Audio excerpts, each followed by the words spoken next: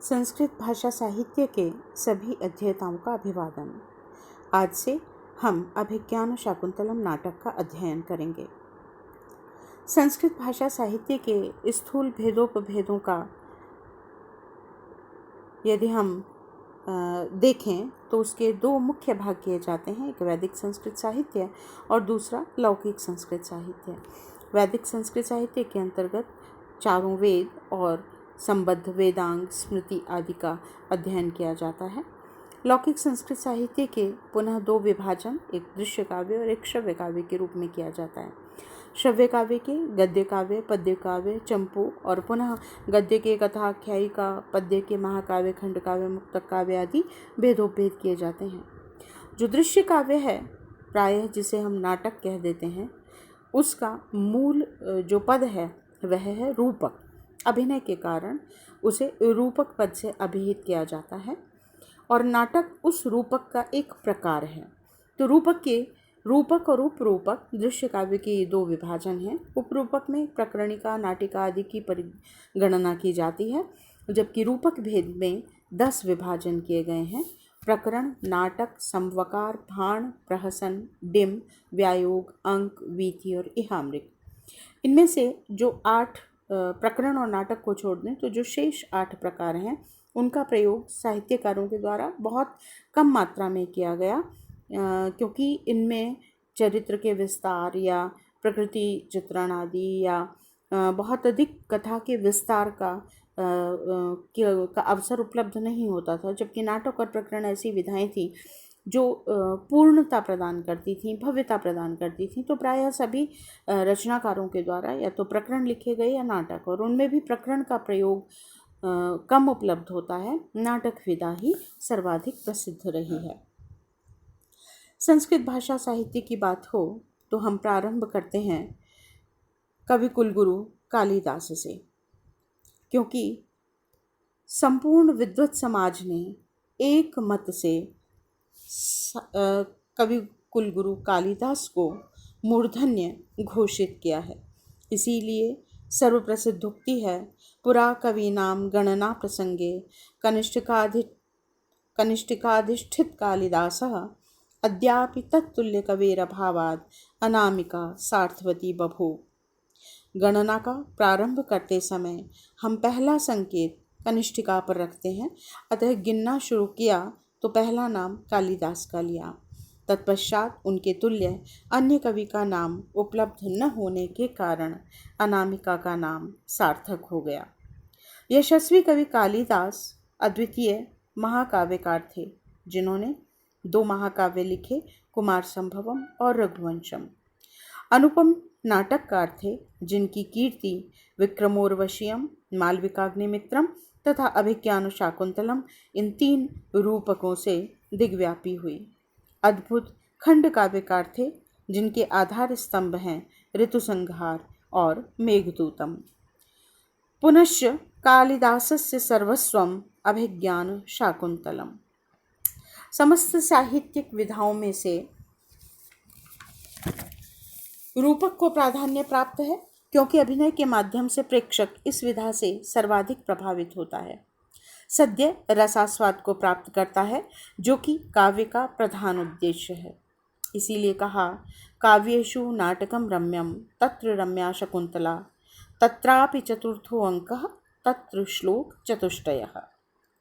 तो निश्चित ही अभिज्ञान शाकुंतलम न केवल कालिदास की श्रेष्ठ रचना है, अपितु संस्कृत साहित्य का भी अनुपम ग्रंथ है। शाकुंतलम का कथानक मूलतः महाभारत में वर्णित शकुंतलोपाख्यान से गृहीत है। यह महाभारत के आदि पर्वों में वर्णित है, सर्ग 69 से 74 तक। महाभारत में वर्णित उस कथानक को महाकवि कालिदास ने अपनी अलौकिक काव्य कला से अनुपमेय बना दिया। आप सभी महाभारत के आदि पर्वों में शकुंतलोपाख्यान का अध्ययन कर इसे समझ सकते हैं, अथवा इस पुस्तक की भूमिका भाग में मूल कथानक को पढ़कर भी समझ सकते हैं। मूल कथानक में कुरुवंशियों के पूर्वज राजा दुष्यंत का चरित्र उदात्त प्रतीत नहीं होता। वह आश्रम प्रवेश के पश्चात शकुंतला को देखकर कामग्रस्त होता है और उससे गांधर्व विवाह कर लेते हैं। प्रारंभ में मना करती हुई शकुंतला कुछ समझाने पर अपने पुत्र को युवराज घोषित किए जाने की शर्त पर विवाह कर लेती है। हस्तिनापुर लौटते हुए दुष्यंत सेना को भेजकर शकुंतला को बुला लेने की बात पर विदा होते हैं, किंतु महर्षि कण्व के शाप से भयभीत होकर उसे नहीं बुलाते।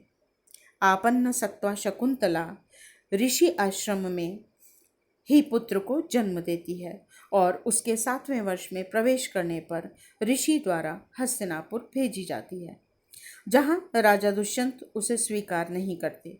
अंततः करुण विलाप करती शकुंतला के लिए आकाशवाणी होने पर राजा उसे स्वीकार करते हैं। इस संपूर्ण कथा में नायक नायिका के चरित्रों की उदात्तता और साहित्य समाज के लिए आदर्श होता है। इस उक्ति के प्रकाश में महाकवि कालिदास ने मूल कथानक में कुछ परिवर्तन और परिवर्धन करते हुए शाप की अवधारणा उत्पन्न की। महाकवि कृत इन कल्पना प्रसूत परिवर्तनों ने अभिज्ञान शाकुंतलम को अद्वितीय ग्रंथ बना दिया। तदनुसार राजा दुष्यंत सेना से पृथक अकेले ही महर्षि कण्व के आश्रम में विनीत वेश में प्रवेश करते हैं। महर्षि कण्व को शकुंतला के दुर्भाग्य शमन हेतु सोमतीर्थ की यात्रा पर गया हुआ बताया गया है। कवि कुलगुरु कालिदास ने नायिका के चरित्र की इस भांति रक्षा की है। वह शीघ्रता से राजा दुष्यंत से विवाह हेतु तत्पर भी नहीं हो जाती, साथ ही महाभारत की कथा के समान अपने पुत्र को युवराज बनाए जाने की शर्त भी नहीं रखती है। यहाँ कालिदास ने उसे स्वाभाविक लज्जा मुग्धता के भावों से अनुस्यूत रखा है। वह आश्रमवासिनी मुग्धा नायिका है। दुष्यंत आश्रम से लौटने के लिए लालायित भी नहीं है और न ही महर्षि कण्व के शाप से भयभीत दिखाई देते हैं। अतः महाकवि का नायक भी उदात्त भावों से युक्त हो जाता है। कालिदास नायक नायिका के भावों, प्रेम और चरित्र को लौकिक से अलौकिक बनाने हेतु ऋषि दुर्वासा के शाप की कल्पना करते हैं। चतुर्थ अंक के प्रारंभ में दुष्यंत अपनी राजधानी लौट चुके हैं और गांधर्व रीति से परिणीता शकुंतला आपन्न सत्वा अर्थात गर्भवती है। शकुंतला प्रेममय तन्मयता में ऋषि दुर्वासा के आगमन से अनभिज्ञ है और अपने तिरस्कार से अपमानित ऋषि दुर्वासा उसे शाप दे देते हैं कि वह जिसके स्मरण में इतनी तन्मय है वही उसे विस्मृत कर देगा। शकुंतला की अभिन्न सखियां प्रेमवदा और अनुसूया ऋषि से प्रार्थना करती हैं, तब वे अभिज्ञान अर्थात पहचान का चिन्ह दिखाने पर स्मरण आ जाएगा यह कहकर चले जाते हैं। सखियां आश्वस्त हो जाती हैं कि दुष्यंत की अंगूठी शकुंतला के पास है, उससे शाप से मुक्ति हो जाएगी। यह प्रसंग कवि कालिदास की अनुपम काव्य कला का चरमोत्कर्ष है। इसमें कवि की कल्पना का कौशल, प्रतिभा का प्रदर्शन, भावना की भव्यता, हृदय की स्निग्धता, लौकिक व्यवहार की गुरुता और नैतिकता की छटा का युगपद निदर्शन होता है। इस ही अभिज्ञान मुद्रिका की मौलिक घटना संयोजन से इस नाटक को अपना नाम प्राप्त हुआ। अभिज्ञान शाकुंतलम अभिज्ञायते अनेन इति अभिज्ञानम शकुंतलाम अधिकृत्य कृतं नाटकम शाकुंतलम अभिज्ञान प्रधानम शाकुंतलम इति अभिज्ञान शाकुंतलम। यह चतुर्थ अंक के प्रारंभ में संयोजित किया गया है और यही संपूर्ण नाटक का केंद्र बिंदु अंक है, जैसे कोई मुक्ताहार हो और उसके मध्य में स्थूल मणि का संयोजन। चतुर्थ अंक भी ऐसा ही है, जो शेष बचे 3-3 अंकों को संतुलित करते हुए मध्य भाग में सुशोभित है। इस कथा संयोजन से नायक नायिका दोनों के ही चरित्र में उदात्त भावों का प्रवाह होता है। तृतीय अंक तक जो कथा लौकिक दैहिक प्रेम से आपूर्त है, इसके पश्चात वियोग अग्नि में तपकर उसके अलौकिक कुंदन बनने का मार्ग प्रशस्त होता है। चतुर्थांक में ऋषि कण्व लालिता पुत्री शकुंतला को पतिगृह भेजते हैं और यह अंक मानो हमारी संस्कृति, सामाजिक और पारिवारिक व्यवस्था और मूल्यों को प्रत्यक्ष कर देता है। इस अंक पर विशेष प्रकाश हम चतुर्थ अंक को पढ़ते समय डालेंगे।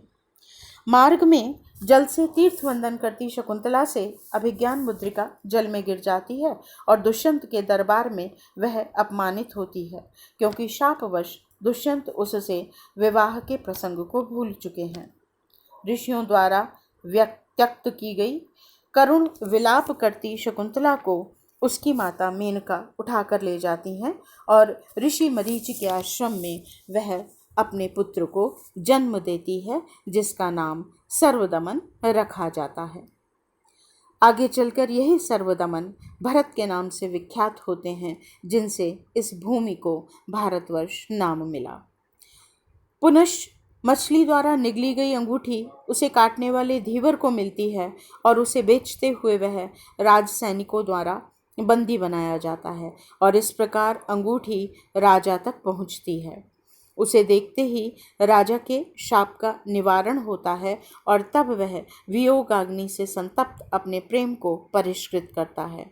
अंततः इंद्र की युद्ध में सहायता कर लौटते हुए दुष्यंत का मरीच के आश्रम में अपनी पत्नी शकुंतला और पुत्र सर्वदमन से मेल होता है और भरतवाक्य के साथ नाटक समाप्त होता है। कवि कालिदास और अभिज्ञान शाकुंतलम के संदर्भ में जो विश्लेषण किए जाते हैं, उनमें कुछ बिंदु अत्यंत महत्वपूर्ण हैं।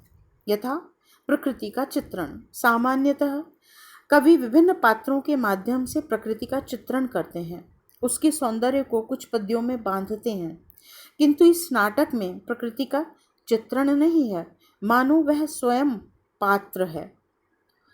प्रकृति में प्रत्येक पग पर प्रकृति का मानवीय पात्रों और भावों के साथ अद्भुत तादात्म्य दिखाई देता है। शकुंतला तो स्वयं साक्षात प्रकृति कन्या है ही। शकुंतई लालिता अर्थात पक्षियों के द्वारा रक्षिता, पालिता, पक्षियों के द्वारा उसकी रक्षा की गई, पाली गई। आश्रमवासिनी है, वृक्षों से सहोदर जैसा स्नेह करती है, पशुओं से पुत्र तुल्य प्रेम करने वाली। तभी उसकी विदाई पर वृक्ष आभूषण, वसन, लाक्षारस आदि प्रदान करते हैं और पशु उदास होते हैं, रोते हैं। प्रत्येक वर्णन में कालिदास की सूक्ष्म प्रकृति पर्यवेक्षण की शक्ति और उसके सरस कोमल भाव के दर्शन होते हैं। प्रकृति चेतन है, गतिशील है, मानव की सहचरी है, घनिष्ठ रागात्मक भाव से आप्लावित है। यह केवल कुलगुरु कालिदास की लेखनी का ही वैशिष्ट्य है कि प्रकृति इस रूप में मनुष्य के साथ कंधे से कंधा मिलाकर चलती हुई प्रतीत होती है। उपमा कालिदासस्य और अर्थांतरं न्यासेतु कालिदासो विशिष्यते, इन दोनों का साक्षात दिग्दर्शन प्रस्तुत नाटक में भरपूर होता है। 7 अंकों में विभक्त इस नाटक का अंगीरस अर्थात प्रधान रस श्रृंगार है, जिसके संभोग और विप्रलंभ दोनों ही भेदों का परिपाक भली भांति इसमें प्राप्त होता है। अंगभूत रस के रूप में करुण, हास्य, वीर, भयानक, रौद्र, शांत और वात्सल्य का भी किंचित उपनिबंधन प्राप्त होता है। अपरंच महाकवि कालिदास महाकवि क्यों हैं, कवि कुल गुरु क्यों कहे जाते हैं? वस्तुतः कोई भी कवि जब अपनी लेखनी से प्रेक्षक या पाठक के हृदयगत भावों से सीधा संबंध स्थापित कर पाता है, तभी वह असीम यशः काया को धारण करता है। कालिदास की सहज, सरस, अल्प समासभूता, वैदर्भी रीति समन्विता भाषा की सबसे बड़ी विशेषता है उसकी संप्रेषणीयता। कम से कम अलंकृत शब्दों में वे अपने भाव प्रेक्षक अथवा पाठक तक इतनी सहजता से संप्रेषित करते हैं कि वह सहजता से रसास्वादन का भोग करने लगता है, और यही लेखक की, कवि की सबसे अहम विशिष्टता है। अभिज्ञान शाकुंतलम का अनेकानेक भाषाओं में अनुवाद हुआ है, नृत्य एवं गेय पदों के रूप में प्रयोग हुआ है। प्रसिद्ध चित्रकारों ने इस कृति पर असंख्य चित्र बनाए हैं और कवि कुलगुरु कालिदास इसलिए ही विशिष्ट हैं क्योंकि उनकी भाषा में वह संप्रेषणीयता, भावों को अभिव्यक्त करने की वह सहज प्रवृत्ति विद्यमान है जो पाठक और प्रेक्षक को सीधे रसास्वादन की ओर उन्मुख करती है। इसीलिए कालिदास विशिष्ट हैं और इसीलिए अभिज्ञान शाकुंतलम भी विशिष्ट है। आज से हम इसका अध्ययन प्रारंभ करेंगे।